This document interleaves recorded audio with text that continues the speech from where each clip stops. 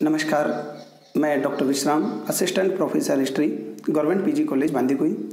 इतिहास विषय में रुचि रखने वाले सभी विद्यार्थियों, अध्येताओं, अनुसंधानकर्ताओं और सभी साथियों का हार्दिक अभिनंदन एवं स्वागत करता हूं। पुनर्जागरण की यात्रा के व्याख्यान क्रमांक 3 के साथ एक बार मैं फिर से आपके समक्ष हाजिर हूं। आज हम पुनर्जागरण की विषय वस्तु के एक नवीन आयाम पर व्यापक परिचर्चा प्रारंभ करने जा रहे हैं। इस विषय बिंदु का शीर्षक है पुनर्जागरण की कलात्मक एवं सांस्कृतिक अभिव्यक्ति के विविध रूप, साहित्य, स्थापत्य कला, मूर्तिकला और चित्रकला, या हम दूसरे शब्दों में कहें 14वीं-16वीं सदी के पश्चिमी यूरोप की बौद्धिक और सांस्कृतिक संरचना के प्रत्यक्ष पर्यवेक्षण के विविध आयाम क्या क्या थे। इस विषय बिंदु पर अपनी बात प्रारंभ करें उससे पहले मैं अपने पूर्ववर्ती 2 व्याख्यानों में जिस पर मैंने पुनर्जागरण पर बात की थी, पुनर्जागरण के अलग अलग स्वरूप पर बात की थी, उसका एक संक्षिप्त परिचय मैं आपको साथ साझा करना चाहूँगा। पुनर्जागरण की यात्रा के प्रथम व्याख्यान के अंतर्गत हमने पुनर्जागरण शब्द का अर्थ, इस शब्द का आशय, पश्चिमी यूरोप में इस शब्द से हम किन बातों को इसके अंतर्गत शामिल कर सकते हैं, और 5वीं से 13वीं सदी का यूरोप जिसे तथाकथित अंधकार में युग कहा जा सकता है, उसकी तार्किक विवेचना और उसको वैज्ञानिक दृष्टि से हमने परखने और जांचने का प्रयास किया। और दूसरे व्याख्यान क्रमांक 2 के अंतर्गत हमने जिस इटली के को पुनर्जागरण की जननी कहा जाता है, मदरलैंड कहा जाता है, उस इटली के पक्ष में उन तथ्यों को, उन कारकों को खंगालने का प्रयास किया जिसके आधार पर यह कहा जाता है कि इटली ही पुनर्जागरण की संवाहक बनी और इटली ने पूरे विश्व का पुनर्जागरण के क्षेत्र में नेतृत्व किया। तो उन कारकों की हमने तार्किक, वैज्ञानिक और एक प्रकार से निष्पक्ष दृष्टि से उनको देखने का प्रयास किया। इस तीसरे व्याख्यान के अंतर्गत आज हम उसी पुनर्जागरण की अपनी बात को आगे बढ़ाते हुए हम जिस बिंदु पर व्यापक परिचर्चा प्रारंभ करने जा रहे हैं वो है कि इस पुनर्जागरण की जो बौद्धिक और सांस्कृतिक हलचल हुई या विचारों के क्षेत्र में जो एक नवीन क्रांति आई, उस विचारों के क्षेत्र में नवीन क्रांति को हम किस प्रकार से आज हम प्रत्यक्ष पर्यवेक्षण कर सकते हैं या समझ सकते हैं कि हाँ, वास्तव में ऐसा कुछ हुआ था। हाँ, वास्तव में विचारों के क्षेत्र में या मनुष्य के चिंतन के क्षेत्र में या एक प्रकार की तार्किक, सहिष्णु, धर्मनिरपेक्ष और वैज्ञानिक दृष्टि है, वो उस युग में 14वीं से 16वीं सदी के पश्चिमी यूरोप के चिंतन में दिखाई देती है। तो वो कौन कौन से भौतिक वस्तुएं हैं या कौन से भौतिक सर्जना के वो क्षेत्र हैं जिसके आधार पर हम इस तरह की बातें कह सकते हैं। जैसा कि आप सभी जानते हैं कि मनुष्य के मन मस्तिष्क के अंदर बहुत सारे विचारों का उद्दोलन होता है, लेकिन ये विचार तब तक साकार रूप में प्रत्यक्ष भौतिक जगत में अवतरित नहीं होते, उन विचारों का कोई महत्व नहीं होता। हर व्यक्ति अपने मस्तिष्क में बहुत सारे क्रांतिकारी विचारों से आबद्ध रहता है और ये क्रांतिकारी विचार उसके मन मस्तिष्क के अंदर एक प्रकार से हलचल पैदा करते रहते हैं। आपने देखा होगा कि बहुत से व्यक्ति अपने विचारों से क्रांतिकारी होते हैं और उनके चिंतन कहते हैं कि मेरे मन में इस तरह की बातें आ रही हैं, मैं ऐसा करना चाहता हूं, लेकिन वास्तव में एक व्यवहारिक जीवन में या व्यवहारिक जगत में उसके विचारों की कभी भी अभिव्यक्ति नहीं हो पाती। तो मेरा कहने का तात्पर्य यह है कि चिंतन जब अगर मस्तिष्क में उभर रहा है तो उस चिंतन की तब तक कोई उपादेयता नहीं है या उस चिंतन की तब तक कोई उपयोगिता नहीं है जब तक कि वो चिंतन किसी न किसी रूप में लौकिक जगत में किसी भी माध्यम से हो, या सांस्कृतिक अभिव्यक्ति के माध्यम से हो, या कलात्मक अभिव्यक्ति के माध्यम से हो, या विचारों के माध्यम से, जब तक वो भौतिक जगत में साकार रूप नहीं लेता तब तक उन विचारों का, उस बौद्धिक हलचल का जो उस तथाकथित व्यक्ति के मस्तिष्क में हलचल पैदा किए हुए है, उसका कोई महत्व नहीं रह जाता। तो हम आज इसी बात को व्यापक रूप से समझने का प्रयास करेंगे कि पुनर्जागरण कि जिसे मैं एक शब्द में कहूँ कि पुनर्जागरण एक प्रकार से मनुष्य को मनुष्य से पहचानने का एक नायाब तरीका था। उन प्रकार के विचारों को बढ़ावा देने का एक तौर तरीका था जिसमें मनुष्य ने स्वयं का आत्म साक्षात्कार किया, आत्म अवलोकन किया। लेकिन हमने देखा कि 5वीं से 13वीं सदी का जो यूरोप था वो पूरी तरह से धर्म आबद्ध था और व्यक्ति का खुद से आत्म अवलोकन की प्रक्रिया कहीं ना कहीं वो काल के गर्त में समा चुकी थी। लेकिन इस पुनर्जागरण काल में एक प्रकार की मानवतावादी दृष्टि विकसित हुई, मनुष्य स्वयं से साक्षात्कार करने लगा और कुछ ऐसे विचारक, कुछ ऐसे चिंतक हुए जिन्होंने सांस्कृतिक अभिव्यक्ति, जिसे मैं कहूँ साहित्य, स्थापत्य कला, मूर्तिकला और चित्रकला के माध्यम से अपने विचारों को लौकिक जगत के सामने रखा। वो स्थापत्य कला के माध्यम से हो, या चित्रकला में चित्रों की संवेदनाओं के माध्यम से हो, या साहित्य अभिरचना के माध्यम से हो, या मूर्तियों के निर्माण के माध्यम से। तो हम इन्हीं बातों को देखने का प्रयास करेंगे और ये ही वो क्षेत्र हैं जो आज पुनर्जागरण के बारे में हमें मूल्यांकित करने के लिए एक दृष्टि प्रदान करते हैं, जिसके आधार पर हम आज भी पुनर्जागरण की हम तार्किक विवेचना कर सकते हैं। तो 14वीं से 16वीं सदी के बौद्धिक चिंतन की हम साहित्यिक अभिव्यक्ति के विविध आयामों की बात करें, उससे पहले हमारे लिए कुछ बातों को जानना और कुछ समझना अति आवश्यक है। इन बातों में है कि इस काल में इसका मतलब है कि मैं 14वीं से 16वीं सदी की पश्चिमी यूरोप की बात कर रहा हूँ। मैं उस पुनर्जागरण कालीन युग की बात कर रहा हूँ जिसमें एक नई दृष्टि, एक नई चिंतन पद्धति पैदा हुई। तो इस काल में एक नए प्रकार की विद्या प्रसारित हुई, जिसने मनुष्य को मानवतावादी दृष्टि प्रदान की।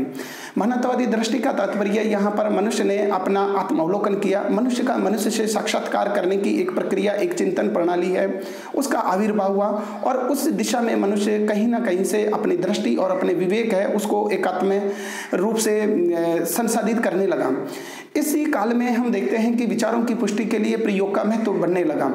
किसी भी बात को सिर्फ इस आधार पर नहीं माना जाने लगा कि धर्म ने या पोप ने या चर्च ने या पुरानी परंपराओं में ऐसा कुछ कहा गया है। अगर कोई भी बात हमारे वर्तमान मूल्यों पर, हमारे वर्तमान तर्कों पर खरी नहीं उतरती है तो ऐसी बात को स्वीकार करने का कोई औचित्य नहीं रह जाता। ऐसी बातें इस पुनर्जागरण कालीन चिंतन में उभर करके सामने आई। इसी काल की हम तीसरी बात अगर जो याद रख सकते हैं या उसे हम पुनर्जागरण काल की विशेषता के रूप में चित्रित कर सकते हैं तो वो ये है कि इस काल में मनुष्य के अंधविश्वास है वो ढहने लगे और तर्क पद्धति का विकास होने लगा। मनुष्य ने आस्था के स्थान पर विवेक से कार्य लेना शुरू कर दिया। चूंकि कोई भी, जैसा कि मैंने अपने पूर्ववर्ती व्याख्यानों में कहा कि सत्य तभी तक सत्य है जब तक कि हमारा विश्वास उस पर कायम है। लेकिन अगर उस सत्य को तर्क की कसौटी पर परखा जाए और तर्क की कसौटी पर अगर वो सत्य खरा नहीं उतरता है तो ऐसे सत्य के साथ चिपके रहने की कोई बाध्यता नहीं है, क्योंकि ये मनुष्य की प्रगति को बाधित करता है, मनुष्य को प्रतिगामी कदम की ओर ले जाता है और मनुष्य में असहिष्णुता और अंधविश्वास और अंधभक्ति का कहीं ना कहीं से प्रादुर्भाव होता है। तो इस काल का पूरा जो बौद्धिक चिंतन था, 14वीं से 16वीं सदी की जो दृष्टि थी वो पूरी तरह से मानवतावादी दृष्टि पर आधारित थी, तर्क पर आधारित थी और विवेक से मनुष्य ने कहीं न कहीं अपने मस्तिष्क को काम में लेना प्रारंभ कर दिया था। तो हम इस काल के जो अभिव्यक्ति के विविध आयाम, या मैं जिसे कहूं कि पुनर्जागरण को अगर हम आज के संदर्भ में समझें, चूंकि उस समय के हमारे जन्म नहीं हुआ था और आज हमारे पास उस समय की कुछ कलाकृतियां हैं, कुछ साहित्यिक अभिव्यक्ति के जो क्षेत्र हैं उसके आधार पर ही हम ये देख सकते हैं और समझ सकते हैं कि वास्तव में पुनर्जागरण की सार्वजनिक अभिव्यक्ति किस रूप में ही जिसने मनुष्य के जीवन को प्रभावित किया, न केवल पश्चिमी यूरोप को एक नई दृष्टि प्रदान की अपितु बाद में पश्चिमी यूरोप ने समस्त विश्व का एक नई चिंतन पद्धति, एक नई वैज्ञानिक दृष्टि, तार्किक और विवेकपूर्ण दृष्टि के साथ उस समस्त विश्व का नेतृत्व किया। उस विश्व के विवेकपूर्ण चिंतन की झलक आज हम देख पा रहे हैं, जिसके कारण से ही आज हम 5G, नैनो टेक्नोलॉजी और स्पेस टेक्नोलॉजी में इतने आगे बढ़ पाए हैं। अगर उस प्रकार का चिंतन पद्धति उस समय विकसित नहीं होती, अगर मनुष्य का विवेक पूरी तरह से धर्म की परिधि में कैद कर दिया जाता तो उस मनुष्य से आज की भौतिक प्रगति की कल्पना करना एक प्रकार से बेईमानी होता, या हम इस प्रकार की भौतिक प्रगति के युग में आज प्रवेश नहीं कर पाते। तो हम साहित्यिक अभिव्यक्ति से अपनी बात प्रारंभ करते हैं कि पुनर्जागरण काल में साहित्य के माध्यम से उस नई दृष्टि को, नई विद्या को, नए विवेक को, नई तार्किक चिंतन को, धर्मनिरपेक्ष दृष्टि को और सहिष्णुतापूर्ण दृष्टि को किस प्रकार से लेखन में स्थान दिया गया और उस लेखक ने किस प्रकार से यूरोप के बौद्धिक चिंतन को, आम जनमानस के सोचने के तरीके को, आम जनमानस के व्यक्ति को व्यक्ति से समझने के तरीके को प्रभावित किया और वो उसी दिशा में चिंतन और मनन करने लगा। तो हम बात करते हैं, सबसे पहले अभिव्यक्ति का प्रथम क्षेत्र था साहित्य, जहाँ पर एक नई विद्या, नई दृष्टि और नए दृष्टिकोण को देखने का प्रयास किया गया। अगर हम साहित्यिक अभिव्यक्ति की बात करें तो इस साहित्यिक अभिव्यक्ति में कुछ महत्वपूर्ण विशेषताएं जो हमारे सामने उभर कर आती हैं। उसमें प्रथम विशेषता है कि पुनर्जागरण कालीन चिंतन से या नई विद्यापूर्ण चिंतन से या मानवतावादी दृष्टि से युक्त जो चिंतन है उसे धर्म केंद्रित साहित्य के स्थान पर व्यक्तिवादी साहित्य का विकास और लेखन हुआ। अब व्यक्ति की संवेदनाओं को बढ़ावा देने वाले, व्यक्ति के जीवन की समस्याओं का समाधान खोजने वाले साहित्य का लेखन किया गया, उसी प्रकार का सृजन किया गया और उसी प्रकार के चिंतन को स्थान दिया गया। दूसरी बात जो हम कह सकते हैं कि पुनर्जागरण से राष्ट्रीय भाषाओं का विकास हुआ। जबकि हम देखते हैं कि 5वीं से 13वीं सदी के यूरोप में, या जिसे हम कहें कि प्राचीन और यूनानी ज्ञान की भी अगर हम बात करें, तो मनुष्य का जो सारा का सारा जो साहित्य था वो लैटिन भाषा में था। और चूंकि लैटिन भाषा को कुछ ही लोग समझ पाते थे, और उस लैटिन भाषा को भी चर्च, पोप, पादरी और सामंत की चतुष्कोणीय सत्ता ने एक प्रकार से विकृत रूप में पेश किया था, क्योंकि लैटिन भाषा तक सबकी पहुंच नहीं थी। और उस लैटिन भाषा तक जब सबकी पहुंच नहीं थी, तो पाठ्य पुस्तकों में क्या लिखा गया है, या साहित्य में क्या लिखा गया है, या बाइबल में क्या कहा है, ये इन बातों से मनुष्य है, यूरोप का जो मनुष्य है, यूरोप का आम जनमानस है, उन बातों से अनभिज्ञ था। और उसके लिए तो जो पोप, पादरी, चर्च और सामंत की चतुष्कोणीय सत्ता जो जिस किताब का व्याख्यान देती, जिस किताब को प्रमाण के रूप में प्रस्तुत करती, क्योंकि उसके पास उन किताबों तक पहुंच नहीं थी, उस ज्ञान तक पहुंच नहीं थी, क्योंकि जो भी साहित्य उस समय लिखा गया था वो उसकी भाषा में नहीं था। लेकिन पुनर्जागरण ने व्यक्ति को जो साहित्य प्रदान किया वो उसकी ऐसी भाषा में दिया जिससे आदमी अपनी भाषा की बात, अपने मन की बात को अपने जन्म से सीखी गई भाषा में समझ सके। तो मैं कह सकता हूं कि इस काल में राष्ट्रीय भाषाओं का विकास हुआ, और राष्ट्रीय भाषाओं की जैसे जर्मनी के लोगों ने जर्मन भाषा में बाइबल का अनुवाद किया, इसी समय अंग्रेजी भाषा का विकास हुआ, फ्रेंच भाषा का स्वतंत्र रूप से साहित्य की भाषा के रूप में विकास हुआ। तो विभिन्न प्रकार के यूरोपीय राष्ट्रों में अपनी स्वयं की भाषा में साहित्य सर्जना हुई, व्यक्ति अपने विचारों से स्वयं अवगत होने लगा, और इस काल के साहित्य में विषय और विधाओं की दृष्टि से भी व्यापक परिवर्तन देखने को मिलते हैं।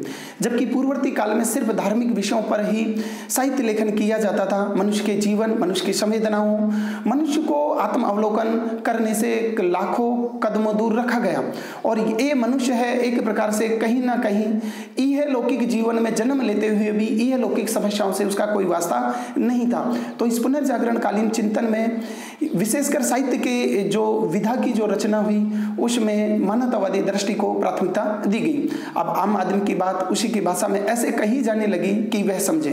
क्योंकि हम जानते हैं कि जब व्यक्ति की बात उसकी मातृभाषा में कही जाए तो व्यक्ति का उस भाषा के प्रति लगाव भी पैदा होता है, व्यक्ति को उन विचारों और संवेदनाओं के महत्व का पता लगता है जिनके बारे में साहित्यकार अपनी बात कहना चाह रहा है। हम साहित्यिक अभिव्यक्ति की जो अपनी बात करते हैं, चूंकि जैसा कि हम जानते हैं कि इटली ही पुनर्जागरण की जन्मस्थली बना था, या इटली में ही सबसे पहले पुनर्जागरण का बीजारोपण हुआ था। तो स्वाभाविक है कि इटली में साहित्यिक अभिव्यक्ति में सबसे पहले पुनर्जागरण कालीन दृष्टि है वो दिखाई देती है, उसी में मानवतावादी चिंतन है, उसको हम देख और समझ सकते हैं। तो अगर हम इटली में साहित्यिक अभिव्यक्ति की बात करें तो किन व्यक्तियों ने इटली के साहित्य को वो मानवतावादी दृष्टि प्रदान की, एक नई विद्या से आरूढ़ किया, एक नए प्रकार के चिंतन के लिए प्रेरित किया, जिसने न केवल इटली का बल्कि यूरोप का और बाद में कालांतर में समस्त विश्व का पथ प्रदर्शन किया। तो इटली की साहित्यिक अभिव्यक्ति के क्षेत्र में जो सबसे पहले नाम उभर कर आता है उसमें हम नाम लेते हैं दांते एलिग्री का। दांते एलिग्री ने अपनी रचना डिवाइन कॉमेडी में उस समय के तात्कालिक समाज जिसे जो कि धर्म की परिधि में केंद्रित था उस पर व्यंग्यात्मक प्रहार किया, और उन्होंने एक आदर्श समाज की रूपरेखा प्रस्तुत की, और दांते ने अपनी रचना के माध्यम से मनुष्य को आत्म अवलोकन करने के लिए प्रेरित किया। इसी कड़ी में दूसरे साहित्यकार का नाम आता है पेटार्क। पेटार्क को मानववाद का पिता कहा जाता है।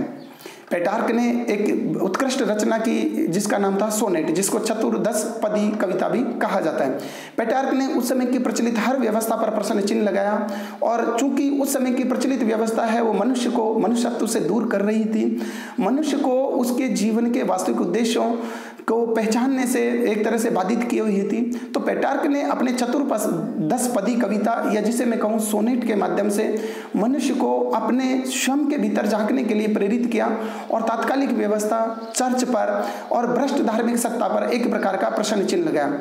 इसी श्रृंखला में अगर हम बात करें, बोकासियो ने इस समय डिकामेरोन नामक एक रचना की, और उन्होंने भी उस समय की तात्कालिक व्यवस्था पर व्यंग्यात्मक शैली पर प्रहार किया और मानवतावादी लेखन को अपने चिंतन में सर्वोच्च स्थान दिया। इटली के अगर हम एक राजनीतिक चिंतन की बात करें, एक दार्शनिक अभिव्यक्ति की बात करें तो मैकियावेली का नाम आप सभी जानते हैं। मैकियावेली ने अपनी द प्रिंस रचना के माध्यम से उस समय की तात्कालिक जो राजनीतिक व्यवस्था थी, जो सामंती जीवन प्रणाली पर आधारित थी, उस पर एक प्रकार से प्रश्न चिन्ह लगाया और राजनीतिक जीवन या राज्य का स्वरूप कैसा होना चाहिए, या व्यक्ति की मुक्ति के मार्ग के लिए, या व्यक्ति के या समाज के जन कल्याण के लिए किस प्रकार के समाज की, किस प्रकार का राजनीतिक जीवन या किस प्रकार के राजा के कर्तव्य होने चाहिए, उनको एक व्यापक परिवेश के रूप में उन्होंने शामिल किया। तो मैकियावेली ने अपनी द प्रिंस रचना के माध्यम से कि राजा और राजनीति का स्वरूप कैसा होना चाहिए, क्या वो मानवतावादी उद्देश्यों से परे हटकर, क्या वो धार्मिक उद्देश्यों की परिधि में खुद को समेटे रखना ही उसका उद्देश्य होना चाहिए। तो मैकियावेली ने द प्रिंस के माध्यम से इन सभी बातों को भली भांति रेखांकित किया। अगर हम बात करें कि फ्रांस में साहित्यिक अभिव्यक्ति किस रूप में अभिव्यक्त हुई, तो यहाँ पर फ्रांस में राबले का नाम इस क्षेत्र में सबसे पहले लिया जाता है। राबले फ्रांस के एक प्रसिद्ध साहित्यकार थे और राबले के चिंतन ने न केवल फ्रांस में अपितु समस्त यूरोप में एक प्रकार के मन की और मस्तिष्क की प्यास के बारे में एक संदेश दिया। उन्होंने अपनी दो उत्कृष्ट रचनाएं की, उन रचनाओं का नाम है पाताग्रुएल और गारगेंतुआ। राबले ने अपना एक प्रसिद्ध स्टेटमेंट इस समय जारी किया। उसने कहा केवल मनुष्य ही हंस सकता है, लाफ्टर्स ओनली मैन। इसका तात्पर्य यह है कि ईश्वर को या धर्म, चर्च, पोप और सामंत की चतुष्कोणीय सत्ता को मनुष्य के दुखी जीवन पर रचने का कोई अधिकार नहीं है। मनुष्य को अपने जीवन के सौंदर्य की उपासना स्वयं करनी है। मनुष्य को ही इस सृष्टि पर हंसने का अधिकार दिया गया है। मनुष्य अपनी खुशियों और उपलब्धियों को मनाने के लिए स्वयं स्वतंत्र है। तो राबले के इस कथन ने, राबले की इस साहित्यिक अभिव्यक्ति ने समस्त यूरोप में एक प्रकार की बौद्धिक और कार्मिक हलचल पैदा की। अगर हम राबले के साहित्य का मूल मंत्र की बात करें तो राबले के साहित्य में मूल मंत्र जो खोजा जा सकता है वो है प्यास। वो मन की प्यास हो, मस्तिष्क की प्यास हो, बुद्धि की प्यास हो, विज्ञान की प्यास हो, तर्क की प्यास हो, विवेक की प्यास हो। कहने का मतलब यह है कि राबले ने अपने साहित्य के माध्यम से धार्मिक अंधविश्वास, कर्म कांडों और कहीं कहीं बातें जिनके पीछे कोई तार्किक आधार नहीं था, जो एक प्रकार से धार्मिक पूर्वाग्रह से ग्रस्त थी, उन बातों को नकारने के लिए यूरोप के व्यक्ति को एक दृष्टि प्रदान की। इसके अलावा हम अगर बात करें फ्रांस के साहित्यिक अभिव्यक्ति की, तो मोंताइनी ने निबंध नामक रचना लिख करके मनुष्य के जीवन के पूरी तरह से सुखमय होने की बात की और उन्होंने कहा कि अगर मनुष्य अपने स्वयं से साक्षात्कार कर ले तो मनुष्य के जीवन में दुखों का कोई कारण नहीं है। मनुष्य के जीवन में जो भी दुख व्याप्त है वो इसी धार्मिक केंद्रित दृष्टिकोण को अपनाने के कारण है। चर्च, पोप और सामंतों की ये जो भ्रष्ट सत्ता है, इसने मनुष्य को स्वयं के अस्तित्व को अवलोकन करने से रोका हुआ है। इसी प्रकार फ्रांस के चिंतन में कुछ और साहित्यकारों का नाम लिया जा सकता है, जिसमें मॉलियर है, रासिन है। कार्ने ने भी अपने मानवतावादी दृष्टि से नाटकों की रचनाएं की और मनुष्य को वो एक दृष्टि प्रदान की जिसके आधार पर वो एक नए प्रकार के चिंतन से, एक नई प्रकार की ऊर्जावान लक्ष्य से परिचालित होने लगा। अगर हम बात करें कि इंग्लैंड में साहित्यिक अभिव्यक्ति किन लोगों के द्वारा दी गई या इंग्लैंड में मानवतावादी दृष्टि को या नई विवेकपूर्ण विद्या को किस प्रकार से साहित्य में स्थान दिया गया, तो यहाँ पर हम देखते हैं कि चौसर ने लोक कथाओं यानी कैंटरबरी टेल्स के माध्यम से एक आदर्श समाज की परिकल्पना है वो प्रस्तुत की। टॉमस बेकर ने अपनी रचना प्योर माइंड, यानी क्या है कि इसका तात्पर्य है कि शुद्ध मस्तिष्क, उसकी जो रचना थी उसने कहा कि मनुष्य को अपने मन मस्तिष्क में सिर्फ तार्किक और विवेकपूर्ण वैज्ञानिक दृष्टि से ही चिंतन करने की आवश्यकता है। धर्म केंद्रित विश्व को अपने मनुष्यत्व पर हावी नहीं होने देना है। शेक्सपियर का आप जैसा नाम जानते हैं कि शेक्सपियर ने अंग्रेजी साहित्य को, अंग्रेजी भाषा को उसकी सर्वोच्च पराकाष्ठा पर पहुंचा दिया। शेक्सपियर ने अपनी रचनाएं, नाटकों और गद्यपूर्ण रचनाओं के माध्यम से मानवतावादी लेखन और संवेदनाओं को उजागर किया। शेक्सपियर की कुछ रचनाओं का मैं जिक्र करना चाहूंगा, उसमें है रोमियो जूलियट, मैकबेथ। ये शेक्सपियर है, उसको एक तरह से हम कहें कि अंग्रेजी साहित्य का एक पिता कहा जाता है, जिन्होंने अंग्रेजी साहित्य को और आंग्ल भाषा को एक प्रकार से यथार्थ साहित्यिक भाषा के रूप में अभिव्यक्ति दी और इंग्लैंड की मानववादी संवेदनाओं को अपने साहित्य के माध्यम से उजागर किया। पोलैंड की अगर हम बात करें कि पोलैंड में साहित्यिक अभिव्यक्ति इरेस्मस के द्वारा दी गई। इरेस्मस को मानववादियों का राजा कहा जाता है और हम कहें कि मानव के युग का प्रथम आलोचक की जो उपाधि है वो भी इरेस्मस को ही जाती है। उसने अपने मानवतावादी विचार और अपने मानवतावादी लेखन के कारण एक प्रकार से सभी मानववादियों में उसको अग्रणी स्थान प्राप्त है। मैं यहाँ आपको बताना चाहूँगा, जहाँ पेटार को मानववाद का पिता कहा जाता है, पिता का मतलब जिसने सबसे पहले साहित्य में मानववादी दृष्टि प्रदान की, वहीं इन मानववादियों का जो सबसे सर्वोत्कृष्ट लेखन कार्य किया वो इरेस्मस ने किया। इसलिए इरेस्मस को मानववादियों का राजा कहा जाता है, जबकि पेटार को मानववाद का पिता कहा जाता है। इरेस्मस ने एक प्रसिद्ध रचना लिखी, मूर्खता की प्रशंसा, प्रेज ऑफ फॉली। हम दुनिया की ये पहली बेस्ट सेलर पुस्तक थी जिसमें यूरोप और चर्च के विवेकपूर्ण संगठन की उसने हिमायत की, इसलिए उसे पहला आधुनिक यूरोपियन भी हम कह सकते हैं।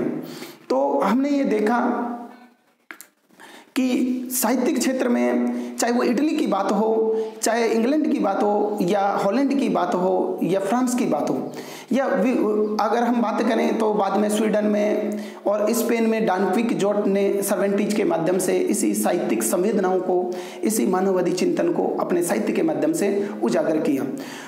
अब हम इस नई दृष्टि की, नई विद्या की, नई चेतना की अगर हम अभिव्यक्ति के दूसरे क्षेत्र की बात करें तो वो थी स्थापत्य कला के क्षेत्र में भी इस प्रकार की अभिव्यक्ति का हमें जो स्वरूप है वो दिखाई देता है, उसको आज भी हम साक्षात रूप में देख सकते हैं। इस काल की स्थापत्य कला ने क्लासिकल शैली से प्रेरणा ली।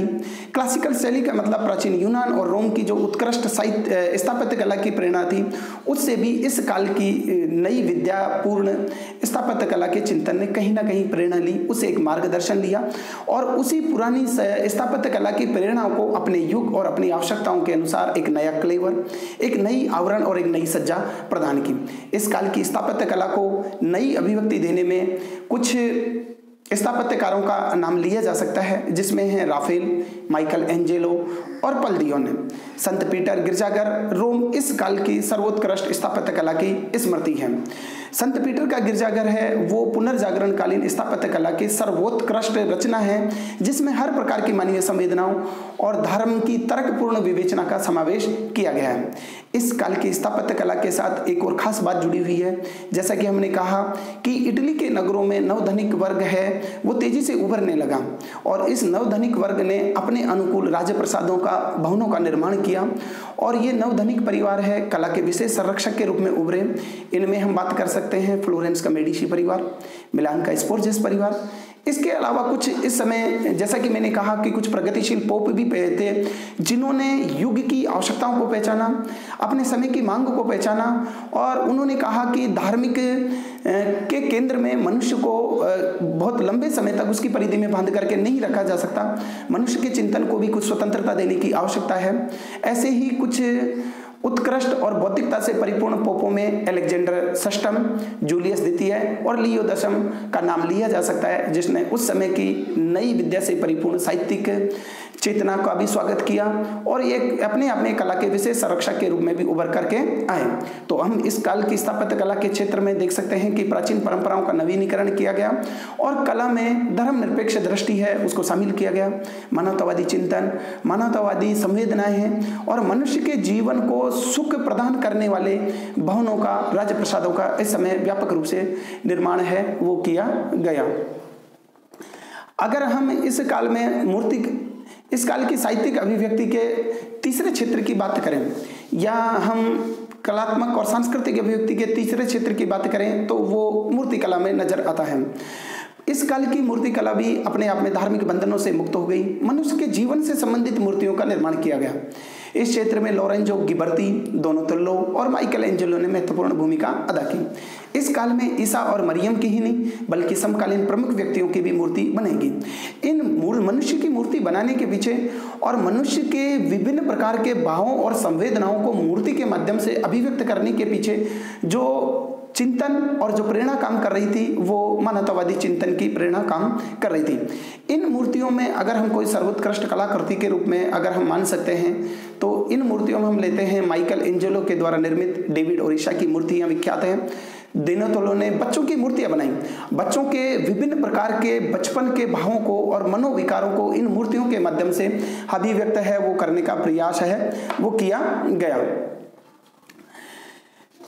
तो इस काल की मूर्तिकला है वो भी धर्मनिरपेक्ष, तार्किक विवेचना, विवेकपूर्ण दृष्टि, मानववादी संवेदनाएं हैं उससे परिपूर्ण थी। तो हम ये कह सकते हैं कि मूर्तिकला है उसने भी पुनर्जागरणकालीन चिंतन है उसको एक विशेष प्रकार की दृष्टि है वो प्रदान की।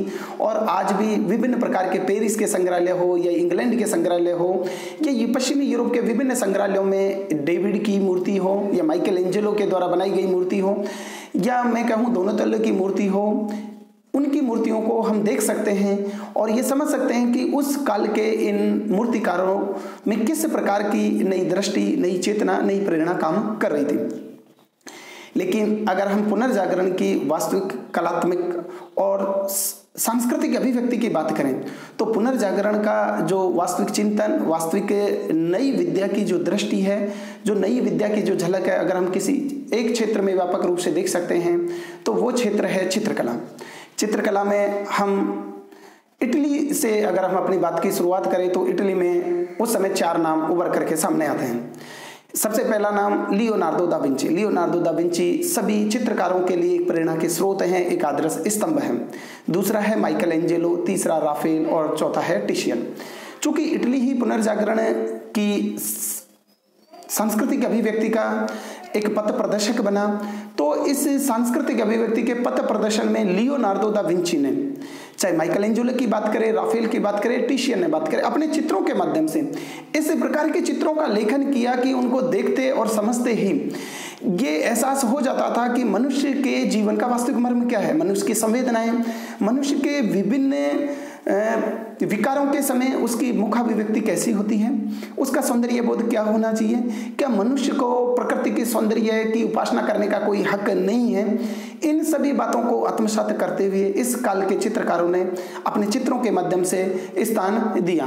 तो यहाँ पर हम देखते हैं कि अगर मैं एक कुछ शब्दों में अपनी बात कहूँ कि पुनर्जागरण युग को अगर मैं कुछ चित्रों के माध्यम से समेटने का प्रयास करूं, पुनर्जागरण के पूरे चिंतन को, पूरी दृष्टि को, पूरे वैज्ञानिक संवेदनाओं को और तार्किकता, विवेकपूर्ण चिंतन, धर्मनिरपेक्ष सहिष्णुता के मनोभावों को अगर मैं कुछ चित्रों के माध्यम से समेटने का प्रयास करूं तो मेरे जहन में 3 चित्र उभर करके सामने आते हैं। पहला है मोनालिसा, दूसरा द लास्ट सपर और तीसरा है द लास्ट जजमेंट। जैसा कि आप स्क्रीन पे देख पा रहे हैं कि प्रथम चित्र मोनालिसा लियोनार्दो दा विंची के सर्वोत्कृष्ट रचना है। यहां पर मोनालिसा सिर्फ एक स्त्री की भावों की एक रचना नहीं है, स्त्री के भावों की रचना नहीं है, अपितु ये एक मानवतावादी चिंतन, एक मनुष्य के सहज सौंदर्य की उपासना का एक नाम है। इस और दूसरे चित्र की मैं बात करूं द लास्ट सफल, ये भी द लियोनार्दो दा विंची की एक उत्कृष्ट रचना है। इसमें ईसा मसीह है वो अपने अनुयायियों के साथ है, वो भोजन करते हुए दिखाई गए हैं अंतिम बार। यहाँ पर जो ईसा मसीह अपने अनुयायियों के साथ जो भोजन करते हुए दिखाई गए हैं और अनुयायियों के चेहरों पर जो भाव अभिव्यक्त हो रहा है वो एक प्रकार से विभिन्न प्रकार के जीवन मूल्यों का प्रतिनिधित्व कर रहा है। जबकि और जो तीसरा जो चित्र आप स्क्रीन पे देख पा रहे हैं वो है the last judgment. The last judgment जो चित्र है वो भी एक प्रकार की उस प्रकार की व्यंग्यात्मक शैली पर लिखा गया एक चित्र है कि किस प्रकार से मनुष्य के जीवन में हाव भाव परिमुद्राएं हैं वो परिलक्षित होती हैं। ये जो 3 चित्र हैं वो उस युग की 3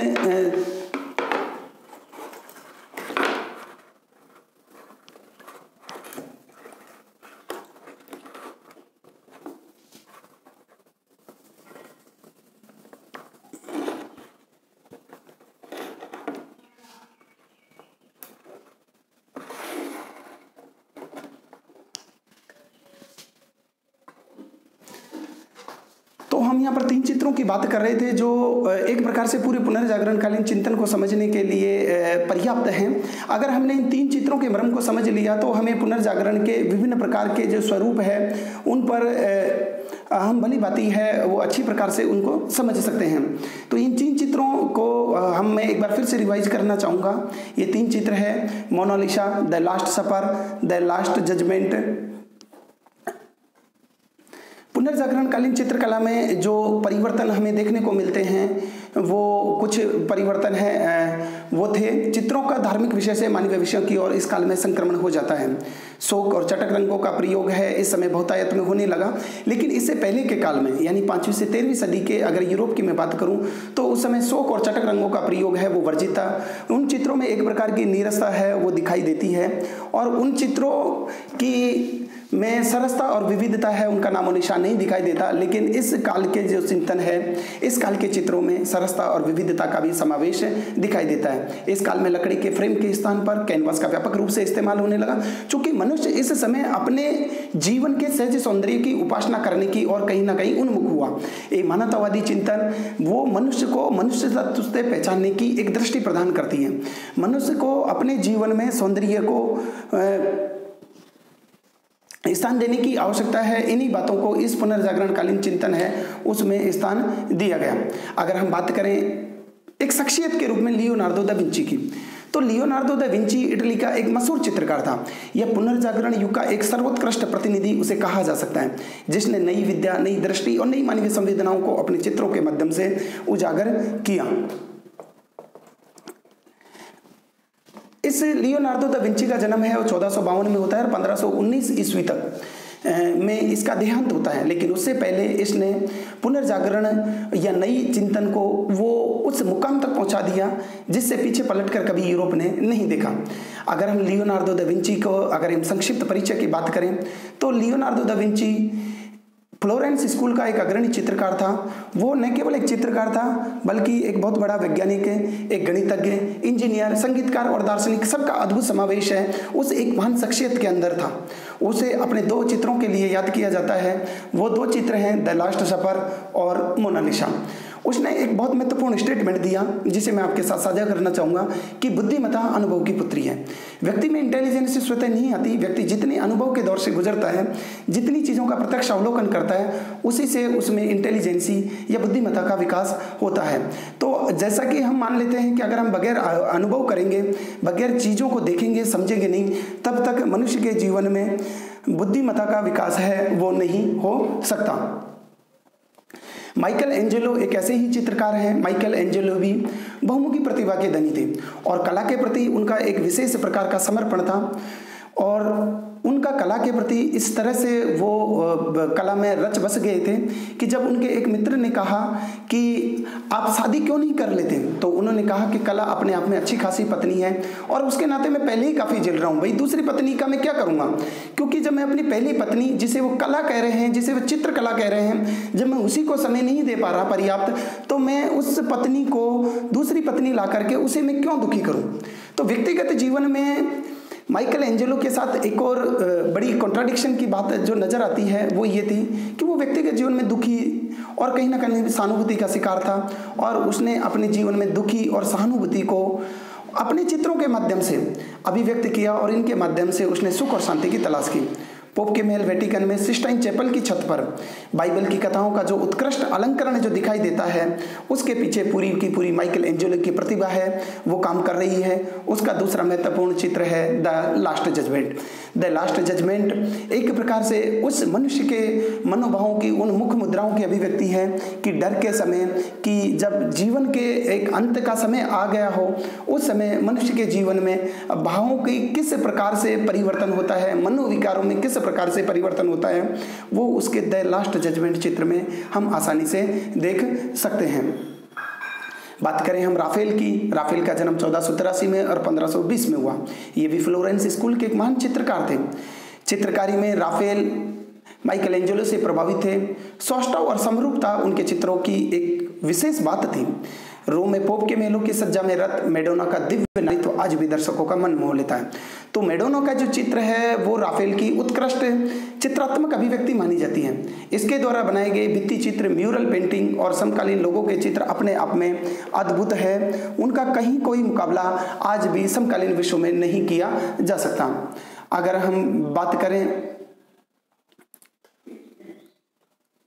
सार रूप में अगर हम बात करें पूरी की पूरी इस साहित्यिक, सांस्कृतिक और कलात्मक अभिव्यक्ति की बात करें, चाहे वो चित्रों के माध्यम से अभिव्यक्ति की गई हो या स्थापत्य कला के माध्यम से बात की गई हो या साहित्य के माध्यम से बात की गई हो, तो मैं कुछ निष्कर्ष रूप में कुछ बातें जो मैं कहना चाह रहा हूँ वो उसका आशय यही है कि यूरोप का सांस्कृतिक जीवन 15वीं शताब्दी के बाद वह नहीं रह गया था जो तब तक था। विचारों और उनकी अभिव्यक्ति के माध्यम में इतने व्यापक परिवर्तन हुए कि प्राचीनता से ली गई प्रेरणा के बावजूद यूरोप का समाज है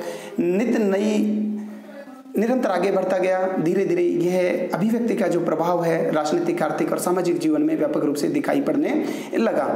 तो यूरोप का चाहे साहित्य की बात हो, चाहे स्थापत्य कला की बात हो, चाहे मूर्ति कला की बात हो या चित्रकला की बात हो, पूरी तरह से धर्मनिरपेक्ष विषयों पर आधारित होगी, मानवीय संवेदनाओं पर आधारित होगी। ये मनुष्य को मनुष्य से पहचानने की अभिव्यक्ति पर आधारित थी, जिसमें धार्मिक पूर्वाग्रह है उसको एक पीछे छोड़ने का प्रयास किया गया और एक नए युग के आगमन का संकेत है इन रचनाओं के माध्यम से दिया गया। और उसका इतना व्यापक प्रभाव सामाजिक, आर्थिक और राजनीतिक क्षेत्र में दिखाई देने लगा कि इसने न केवल यूरोप का पथ प्रदर्शन किया अपितु पूरी मानवता को भी एक नई दृष्टि, एक नई चिंतन है वो प्रदान किया। पुनर्जागरण के हम चौथे व्याख्यान के अंतर्गत कि इस पुनर्जागरण ने यूरोप के सामाजिक, आर्थिक, राजनीतिक जीवन को किस प्रकार से प्रभावित किया, विश्व को इस पुनर्जागरण की क्या देन है, इनको हम समझने का प्रयास करेंगे। और इसी के साथ हमारी पुनर्जागरण के जो एक व्यापक श्रृंखला है जिसे मैं 4 व्याख्यानों में प्रस्तुत कर रहा हूँ वो समाप्त हो जाएगी। हमें सिर्फ चीज़ों को समझने की आवश्यकता है, हमें गहराई से उन चीज़ों के तार्किक विवेचना करने की आवश्यकता है। हमें किसी भी चीज़ पर बुकिश नॉलेज पर आधारित नहीं रहना है। मैं पुनर्जागरण की इस श्रृंखला को 4 व्याख्यानों के रूप में प्रस्तुत करने का सिर्फ मेरा एक ही मंतव्य है कि जिस तरह से यूरोप का रीबर्थ हुआ था उसी प्रकार से हमारे चिंतन की, हमारे तार्किक, हमारे विवेकपूर्ण दृष्टि का भी रीबर्थ हो जाए। हम भी किसी की कही गई बातों पर यूं ही विश्वास ना करें जब तक कि वो हमारे तर्क, हमारी चिंतन और हमारी विवेकवादी दृष्टि पर खरा नहीं उतरे। हमें सिर्फ मानवतावादी दृष्टि को ही सर्वोच्च स्थान देना होगा। अगर दुनिया में कोई सबसे बड़ा हमारा धर्म होना चाहिए तो वो मानववाद होना चाहिए, वो इंसानियत को लाभ पहुंचाने वाला होना चाहिए। इसके इतर हमारे किसी भी चीज़ से कोई वास्ता नहीं होना चाहिए। इन्हीं बातों के साथ आज का मेरा ये व्याख्यान है वो समाप्त होता है। आप सभी को बहुत बहुत धन्यवाद।